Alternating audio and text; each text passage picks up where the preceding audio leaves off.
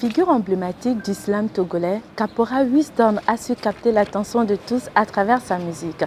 Perfection et qualité s'invitent souvent dans ses textes, imbibés de messages qui rallient culture, société et le vécu de tous les jours.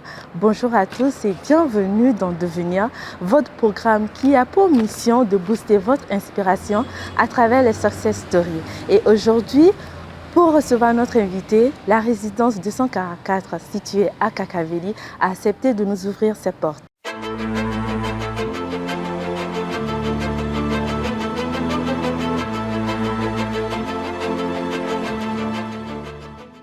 Caporal Wisdom, de son vrai nom Kunke Ekwe Rola Wisdom, est un gros slameur togolais, parolier de messages panafricains et aussi passionné par la culture et l'art. Il est l'aîné d'une fratrie de 3 garçons et de 3 filles. Après une enfance tumultueuse, passée auprès de sa grand-mère à l'intérieur du pays, il s'inscrit à l'université après son bac. Une fois à Lomé, il devait faire face à un autre style de vie pour s'en sortir. C'est ainsi qu'il se lance dans les petits travaux qui le conduisent au restaurant Le Festival des Glaces. Après cela, il enchaîne des stages qui lui ont permis de trouver un emploi dans la dite université. Mais entre-temps, en 2004, il monte un groupe de breakdance avec des amis pour ensuite se lancer dans le slam 6 ans plus tard. C'est ainsi que commence pour lui une nouvelle aventure dans le monde de la musique. Il côtoie les grands podiums, dont celui de Hot Jam, où il décroche son premier prix en 2011 et un second en septembre de la même année au Move Summer. Ces distinctions lui ont permis de réaliser son premier clip, Adjoavi, ce qui décolle officiellement sa carrière en tant que slammer. Il enchaîne alors les tubes comme Mélancolia, Africa Vie, Fiston ou encore Demain il fera beau. En plus de son talent, Caporal Wisdom a un grand cœur et n'hésite pas à apporter de l'aide aux personnes vulnérables. Un geste qui lui permet d'être encore plus proche de sa communauté. En 10 ans de carrière, le fils du pays a pu régner en maître du slam et ne compte vraiment pas s'en arrêter là. Alors, comment se porte notre grand slammer togolais? Je me porte très bien, je me porte à merveille, comme d'habitude, tranquille, relax. Comme un poisson dans l'eau. Ouais, comme un poison dans l'eau. Comme le dirait un non-poisson. Non, un non-poisson, un poison dans l'eau. Voilà. Alors, racontez-nous un peu l'histoire derrière ce nom de scène, Caporal Wisdom. Donc, il faut dire que depuis tout petit, j'aimais Napoléon Bonaparte, qui est l'empereur de la France, le roi d'Italie, le premier consul, puis le consul à vie, qui se surnommait le petit caporal, tu vois. Il avait tellement de grades, mais il se surnommait le petit caporal, et pour moi, c'était une question d'humilité, voilà, être au service de son public et tout. Voilà, depuis mon enfance, j'ai toujours rêvé être soldat, tu vois. Après mon bac, j'ai participé au concours de médecine militaire.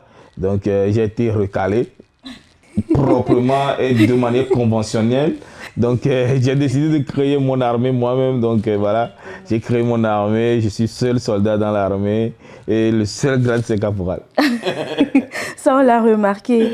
Et justement, pourquoi avoir choisi le slam? Parce qu'on sait qu'en 2004, vous avez monté un groupe de breakdance avec des amis. Ensuite, vous avez fait une petite pause pour poursuivre vos études. Mais quand vous êtes revenu en 2010, c'était plus en tant que danseur, mais en tant que slammer.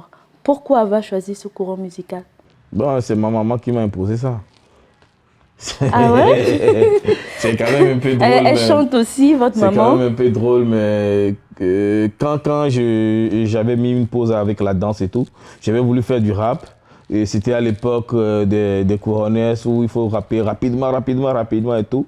Donc j'avais un petit MP3 sur lequel je faisais mes enregistrements et tout. Et un jour, elle m'a appelé, me demande mais c'est quoi mon objectif? Me faire comprendre, me faire écouter ou bien juste le faire comme les autres.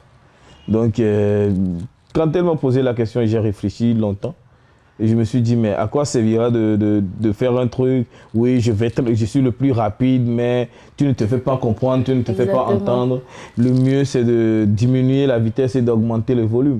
tu vois. Donc j'ai diminué la vitesse, j'ai augmenté le volume et je n'ai pas choisi le slam. Le slam a choisi à un moment où je ne savais pas que je faisais du slam.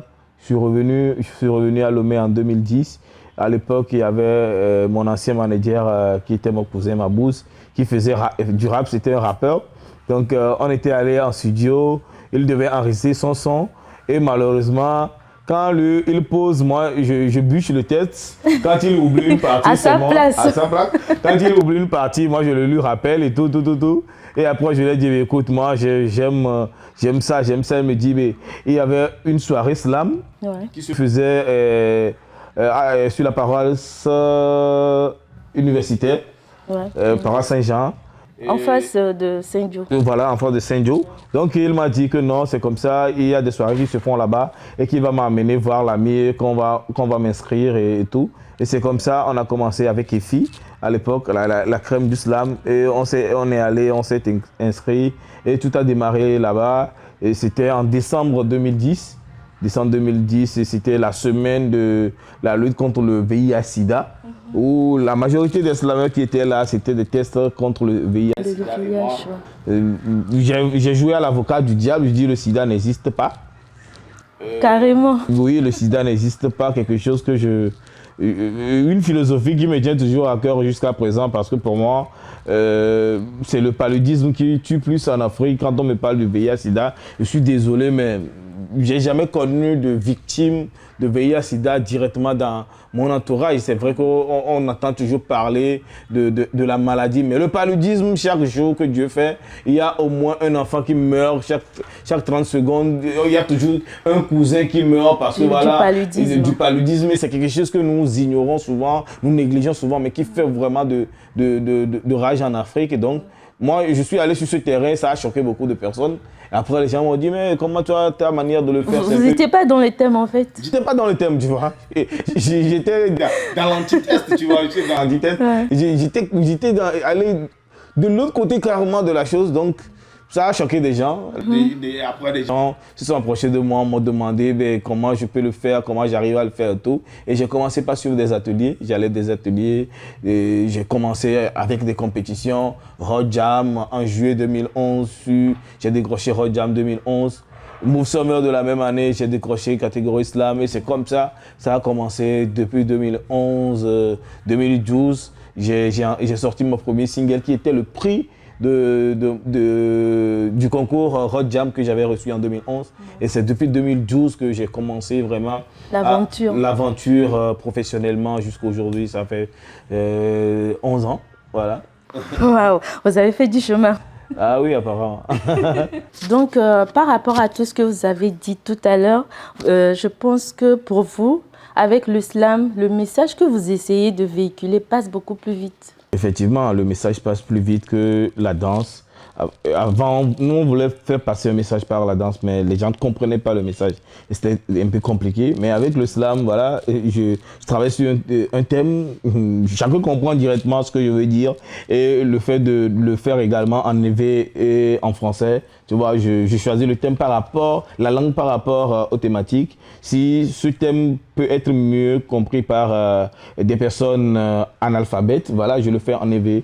Si c'est par rapport à des gens qui ont été à l'école, je le fais en français. Donc, voilà, je me fais comprendre mieux qu'avec la danse. En fait, vous n'avez pas une cible particulière. Vous essayez de toucher tout le monde.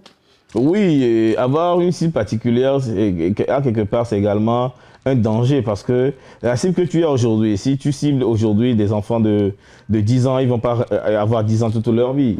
Ça, c'est clair. Ils vont grandir. Et plus ces enfants de 10 ans grandissent, ça veut dire que tu dois encore élargir. Tu dois faire quelque chose qui doit être pour des enfants de 14 ans parce que 4 ans après, les enfants de 10 ans, ils n'auront plus les mêmes besoins, tu vois. Quelqu'un qui est en 6e et qui, après son bac, il n'a plus les mêmes envies d'écouter les mêmes messages que quand il aura sa licence, quand il deviendra DG d'une société et tout. Donc voilà, et tout dépend des cibles, tout dépend de la vision.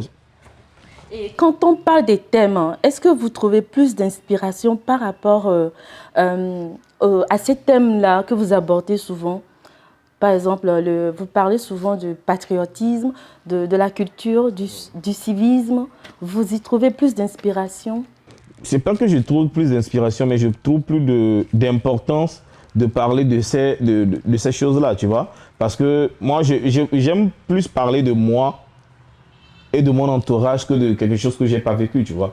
Quand on parle de patriotisme, chaque jour que Dieu fait, il y a un incident parce qu'un monsieur a violé le feu rouge. Il y a un incident parce qu'un monsieur va très vite ou bien il est ivre au volant, tu vois. Et chaque jour que Dieu fait, il y a un monsieur qui trouve que voilà, le pays doit marcher comme ça, mais qui ne marche pas comme ça. Il y a un monsieur qui augmente le prix de ses produits parce qu'il veut se faire masse d'argent. Il y a un monsieur qui vend des produits frelatés pour se faire de l'argent. Et un monsieur qui vend des produits périmés.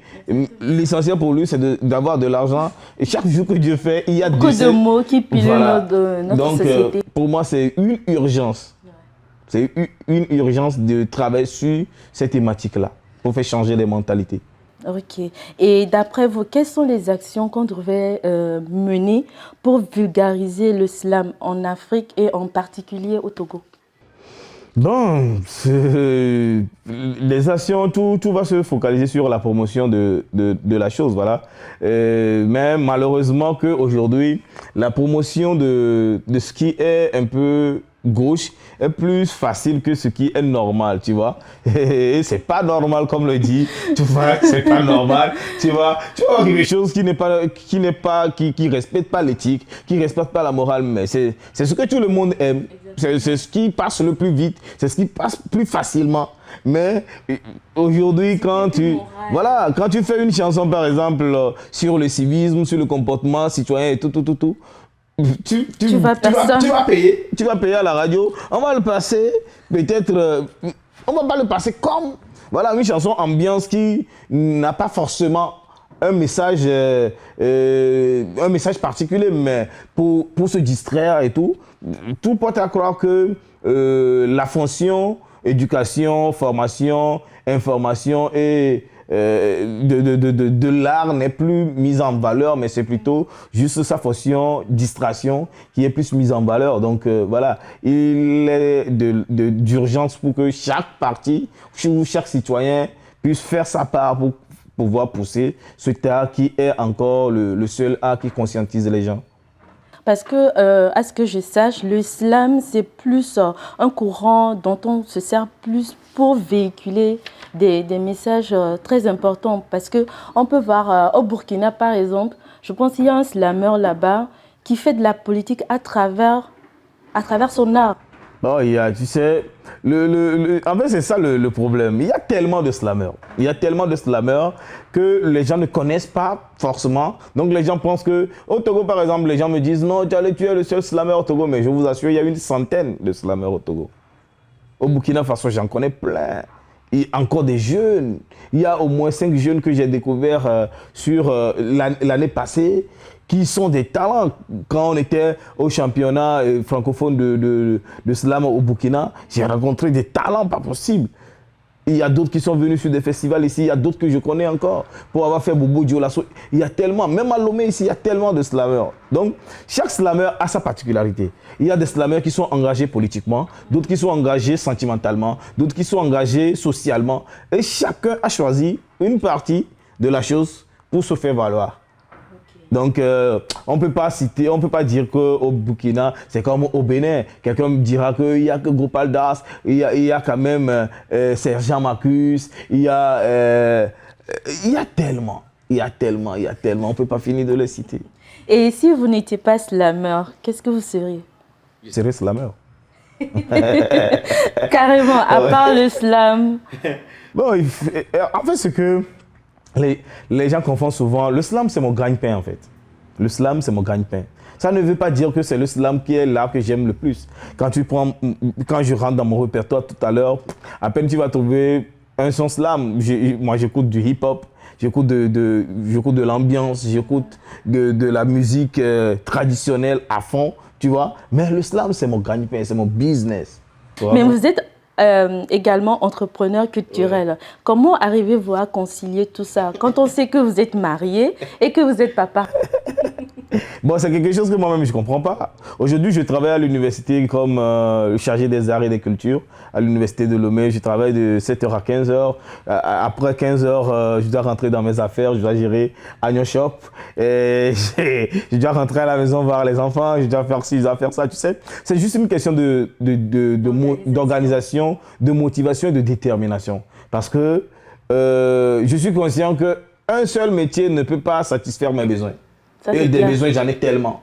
J'ai tellement de charges. Il y a ma carrière à produire. Je n'ai jamais eu de producteur. Je n'ai jamais eu quelqu'un derrière qui finance ma carrière. Je finance ma carrière tout seul. Donc, il y a la carrière à financer. Il y a ma femme à entretenir. Il y a mes enfants à scolariser. Il y a mes parents à assister. Il y a mes frères, il y a mes soeurs. Et au-delà de tout, il y a également des abonnés qui viennent des fois te voir parce qu'ils ont ils sont en difficulté que quand ils te racontent leurs histoires, tu as envie quand même d'apporter ta petite contribution. Il y a mon association, que je gère avec des actions sociales et tout, mais je crois que c'est Dieu, hein. Sinon c'est pas l'homme. Et il vous est jamais arrivé d'abandonner malgré qu'il y ait eu des difficultés? C'est la seule malchance que je n'ai jamais eue de vouloir abandonner. Parce que je dis, la seule chose qui devait me décourager, je l'ai découragé il y a longtemps, tu vois. Et c'est quoi moi, cette je l'ai chose? découragé, tu vois. Je ne sais pas ce qui peut encore me décourager parce que j'ai traversé des moments très, très, très difficiles dans la vie où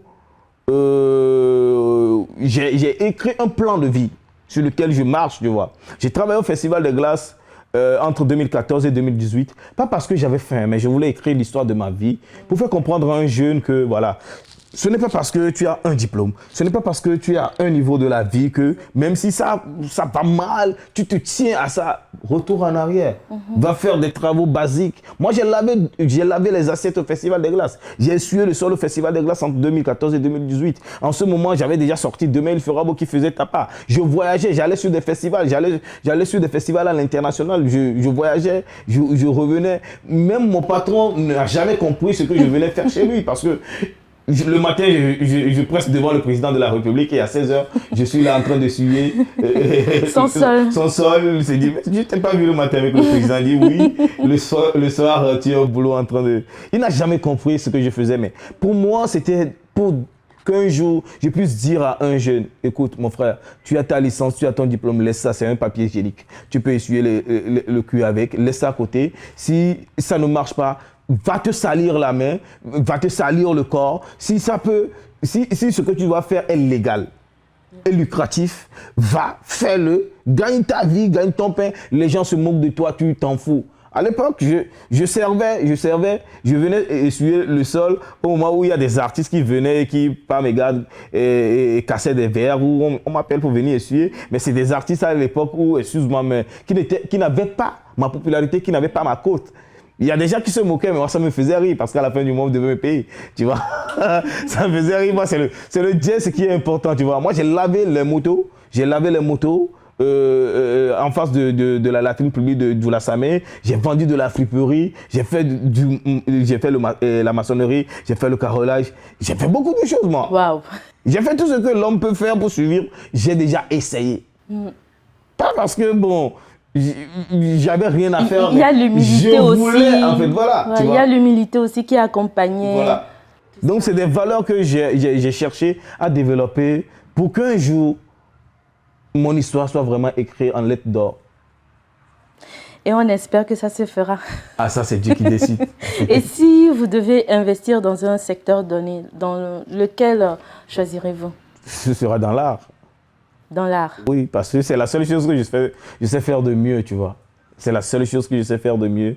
Et je pense que c'est la seule chose qui me rend heureux, tu vois. Aujourd'hui, moi, je travaille à l'université, je ne travaille pas. Je ne vais pas au boulot, je m'amuse parce que ma passion et ma profession se sont conjuguées en un moment, tu vois. Ouais. Ma passion est devenue ma profession. Donc, quand je travaille, c'est comme je m'amuse, tu vois. C'est ce que je sais faire de mieux. Je maîtrise ça, c'est ce que je sais. Quand je dors, je rêve là. Quand je me réveille, aujourd'hui, je peux dire que je suis peut-être l'un des rares artistes qui vit de son art.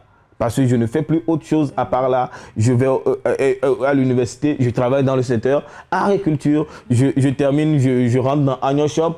Les studios, c'est de l'art également, tu vois. Et mon association, je suis entrepreneur culturel, j'organise mes événements et tout.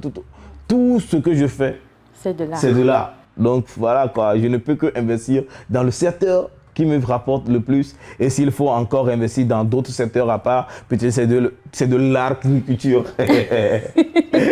C'est de l'agriculture, tu vois, parce que moi j'ai toujours aimé travailler la terre. Après mon bac, quand le concours de médecine militaire n'avait pas marché, j'avais opté pour l'agronomie.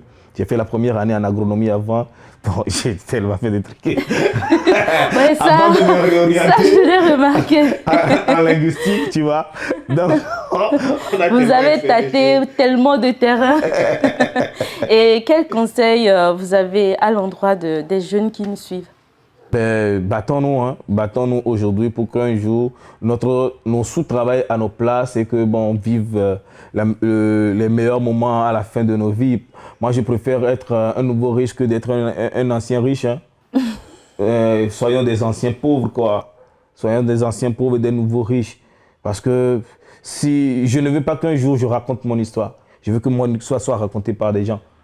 Et seuls les pauvres racontent leurs histoires. Et nous qui nous voyons, et oui, et tu as même comme Dieu, si les riches ne racontent jamais son histoire. C'est les gens qui racontent l'histoire des riches. Et des cadets, des cadets, non mais les blancs, les cadets, en fait c'est ça quoi. Réussissons dans la vie. C'est pour faire la différence. La finalité également, ce n'est pas l'argent. Parce que les gens pensent que réussir dans la vie, c'est d'avoir assez d'argent.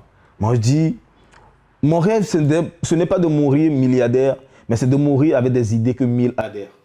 Wow. Tu vois? Être heureux. Être heureux, ce n'est pas avoir assez d'argent, tu vois? Moi, si je prends ma voiture, tu vois ma voiture est la voiture la plus célèbre de Lomé. Et à ça, il n'y a pas... c'est la plus célèbre des voitures, tu vois?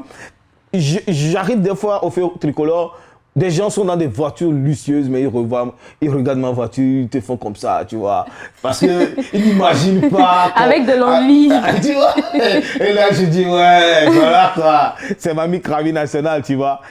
Il faut être heureux.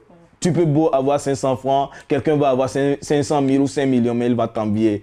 Fais-toi plaisir, donne-toi du bonheur, crée ton bonheur et sois heureux. Moi, rien ne me rend malheureux à part moi, même si je veux par moment être un peu malheureux pour voir comment ça se sent. Sinon, à la base... Vous êtes toujours heureux. Moi, je suis toujours heureux parce que quand tu te plains, ça change quoi en fait? Quand tu pleures, ça change quoi? Il faudrait qu'on apprenne à donner du souci à nos soucis, tu vois?